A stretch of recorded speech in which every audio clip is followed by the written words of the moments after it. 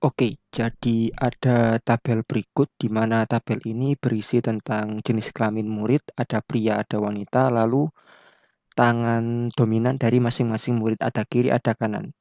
Di mana masing-masing datanya, pria kiri, pria kanan, wanita kiri, wanita kanan, dia rumpang, tapi totalnya ada. Nah, di sini kita disuruh mencari ini.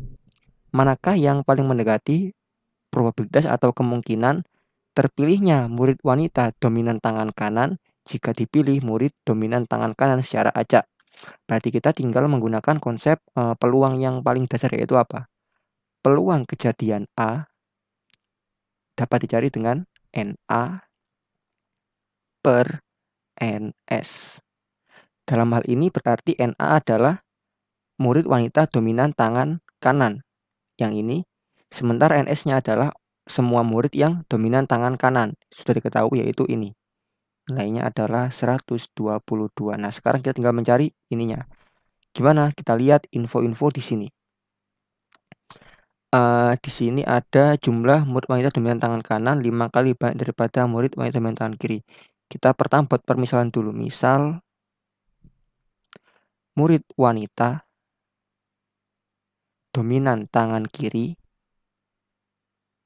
itu Y, lalu murid pria atau laki-laki dominan kiri itu X misalnya. Berarti nanti kita ketahui bahwa wanita kiri itu Y, lalu ini X. Jumlah wanita dominan tangan kanan adalah 5 kali, berarti 5 kali Y di sini. Dan yang laki-laki atau pria 9 kali, 9X. Nah, dari sini kita dapatkan apa? X plus Y sama dengan 18, lalu 5Y ditambah 9X sama dengan 122.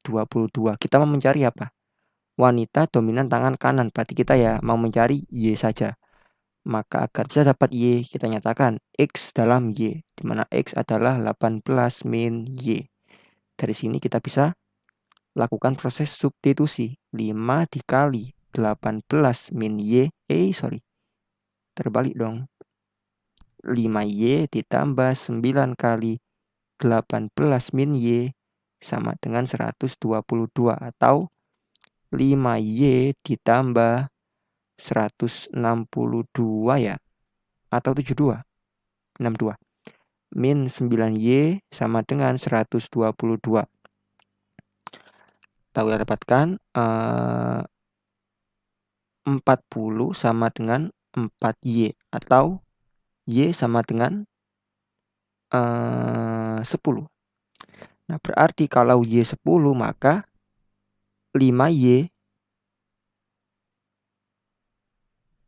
adalah 50. Sehingga nilainya peluang ini adalah 50 per 122. Atau kalau kita jadikan bentuk desimal, dia adalah 0,40 atau 0,41. Jadi jawabannya adalah yang A. Tiket untuk ajang pencarian bakat sekolah dijual dengan harga $2 untuk siswa dan $3 untuk orang dewasa. Jika Chris menghabiskan $11 namun tidak lebih dari $14 untuk X tiket siswa dan 1 tiket dewasa, berapakah nilai yang mungkin untuk X? Di sini berarti kita bisa buat dulu total pengeluaran Chris. Misalkan saja itu C gitu, atau pengeluaran Chris, di mana dia X tiket siswa. Per tiket siswa adalah $2. Berarti 2X plus 1 tiket dewasa, harganya $3. Diberikan bahwa apa? Dia tidak ingin melebihi 14 namun minimal 11. Berarti C tidak lebih dari 14 tapi dia lebih dari 11, atau 2X plus 3. Nah, kayak gini. Nah, gimana? Kita akan ada plus 3 di sini. Kita hilangkan plus 3 di tengah-tengah sini dengan cara mengurangkan 3 di semua ruas. Berarti 11 kurangi 3, 8. 2X 14 kurangi 3, 11. Biar jadi X saja dibagi 2 di semua ruas.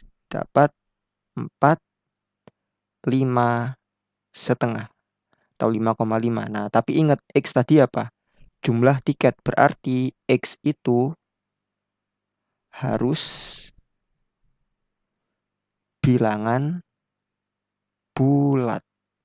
Nah, bilangan bulat yang memenuhi ini adalah 4 atau 5. Nah, jadi yang mungkin adalah di pilihan 5 atau yang B. Usia dari 12 presiden pertama Amerika Serikat pada awal masa jabatannya diberikan oleh tabel berikut. Pertanyaannya adalah, menurut tabel di atas, berapa usia rata-rata dari Presiden Amerika Serikat ketika mulai menjabat? Bulatkan satu angka di belakang koma. Oke, rata-rata. Ingat konsep rata-rata? Misal rata-rata adalah X bar. Nah, berarti X bar itu adalah jumlah semua nilai X sampai Xn dibagi dengan N atau banyaknya datanya. Berarti ya kita jumlah dulu ini. 7 tambah 2, 9. 9 tambah 8, 17. 25, 34, 34, 42, 45, 9, 6, 15, 20, 25, 35, 40. Kita ulangi, Deng. 4 tambah 6, 10, 15, 20, 30, 35. Tuh kan keliru tadi. Nah, 35. 25, 7, 15, 20, 21. 8, 13, 19, 24, 29, 35 ya. 352 dengan 351 adalah 703. Dibagi berapa? 12. 703 dibagi 12. Coba kita ingat 600 ya. Per 12 ditambah 103. 12 ini adalah 50. Yang mendekati 96. Sisa 7. Ini adalah 8. 50 tambah 8, 58. Berarti yang 58, nah cuma ini aja. Berarti usia rata-rata dari Presiden Amerika Serikat ketika awal menjabat adalah 58,6. Sebuah toko online menerima rating kepuasan pelanggan antara 0 dan 100. Pada 10 rating pertama yang diterima toko, rata-rata ratingnya adalah 75. Berapa nilai paling kecil yang harus diterima oleh toko itu pada rating ke-11 agar toko itu masih mampu mencapai rata-rata rating minimal 5 pada 20 rating pertama? Oke, gunakan konsep rata-rata yang baru saja kita gunakan untuk nomor 6. X bar adalah jumlah total datanya sampai dengan Xn dibagi dengan N. Berarti untuk 10 rating pertama X10, berarti X1, X2 sampai dengan X10 dibagi 10. Di mana rata-ratanya 75. Berarti kita dapatkan 75 sama dengan X1, X2, X10 per 10 atau 750 sama dengan X1 sampai dengan X10. Nah, ini kita simpen dulu. Nah, sekarang kalau 20 data berarti kan gini. X20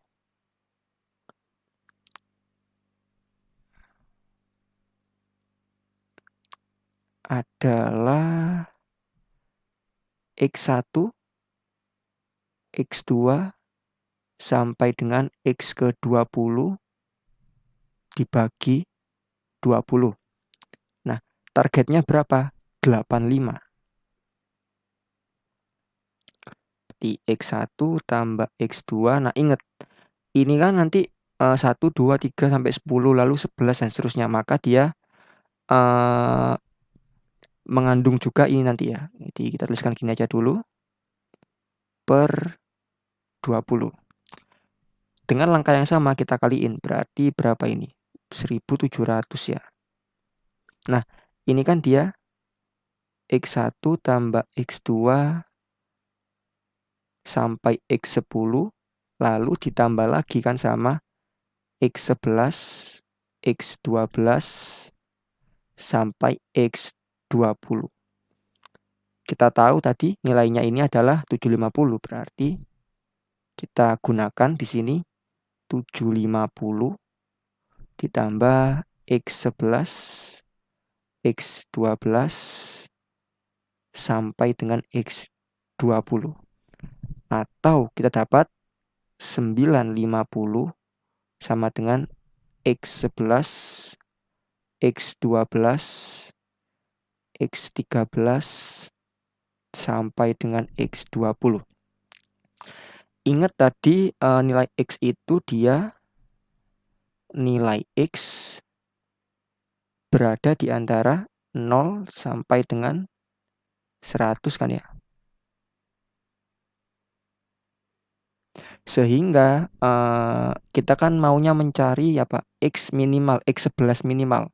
Nah, X11 minimal itu ini akan minimal ketika ini semua maksimal. Nah, maksimalnya kan 100, berarti nanti X12 sama dengan X13 sama dengan X20 sama dengan berapa? 100. Sehingga nanti totalnya ini kan ada 12, 13, 14, 15, 16, 17, 18, 19, 20. Ada 9 data atau 900. Ini X11 950. Atau didapatkan X11 minimalnya adalah 50. Jadi nilai minimalnya adalah 50 agar dia tetap bisa mencapai rating 85.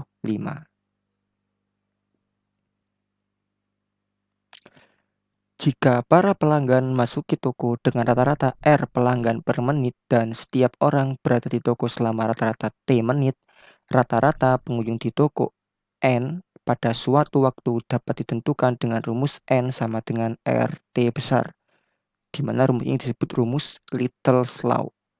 Nah, rumus ini tuh dapat digunakan untuk mencari ini tadi R, T, sama N. Pemilik toko Gooddeal memperkirakan selama jam kerja rata-rata ada 3 orang per menit yang masuk ke toko. Dan setiap pelanggan rata-rata di toko selama 15 menit. Berarti kan nanti ada 3 kali 15 atau 45 orang setiap waktu pada toko itu. Oke, pertanyaan nomor 8. Little's Law dapat diaplikasikan pada bagian apapun. Berarti misalnya kayak di kasir atau di departemen tertentu atau di toko secara keseluruhan. Pemilik toko mengatakan bahwa selama jam kerja ada 84 orang per jam yang melakukan pembelian dan setiap pelanggan menghabiskan waktu rata-rata 5 menit untuk antri di kasir. Saat jam kerja, berapa rata-rata banyak pembeli yang menunggu di antrian kasir? Oke, di sini berarti kita akan menerapkan Little's Law pada kasir. Karena ada 84 orang membeli atau melakukan pembelian, berarti kan ada 84 orang setiap jamnya. 84 orang per jam di kasir kan ya, atau ini R-nya. Tapi ingat, kita kan punya waktunya apa? Menit kan, berarti ini harus kita konversi ke menit, atau 84 per 60 orang per menit. Ini R-nya. Dan T-nya adalah 5 menit. Berarti nanti N-nya atau banyak orang di kasirnya apa kita cari? Dengan cara apa? R kali T. R-nya 84 per 60 dikali 5. Atau 12, 84 dibagi 12, 7. Jadi ada 7 orang per menit. Rata-rata 7 orang setiap menitnya di kasirnya. Lanjut, pemilik toko gudel membuka toko baru di kota seberang. Untuk toko itu, pemilik toko memperkirakan bahwa selama jam buka ada 90 orang. 90 pembelian per jam dan setiap orang rata-rata di toko 12 menit. Rata-rata jumlah orang yang berada pada toko itu setiap waktu berapa persen lebih sedikit daripada jumlah orang pada toko yang lama. Nah, oke. Misal ya, toko yang lama itu kan ini 45 orang, berarti anggap aja N0 gitu. N0-nya adalah 45 orang. Nah, toko yang baru ini ada 90 orang per jam ya. Waktunya kan menit. Ya berarti mau nggak mau jadiin menit juga. Berarti dibagi 60 atau didapat 3/2. 90 per 60 kan 3/2 per menit. Berarti ini R1 atau R toko yang baru. Nah, waktunya ada 12 menit. Berarti setiap menitnya atau setiap waktunya ada N1 sama dengan 3/2 kali 12 atau berapa ya? 12 dibagi 2, 6. 6 kali 3, 18. Nah, berarti kan ada apa? Ada selisihnya kan ya? Nah, berarti selisihnya berapa? N0 min N1 kan ya? Dimana nilainya adalah berapa? 45 dikurang 18, 27. Nah, berarti persentase pengurangannya adalah delta N-nya dibagi dengan N0-nya. Atau, karena persentase kaliin 100%. Berarti ada 27 per 45 kali 100%. Atau berapa? 27 ini 0,6 ya, atau 60%. Jadi pengurangannya adalah 60%.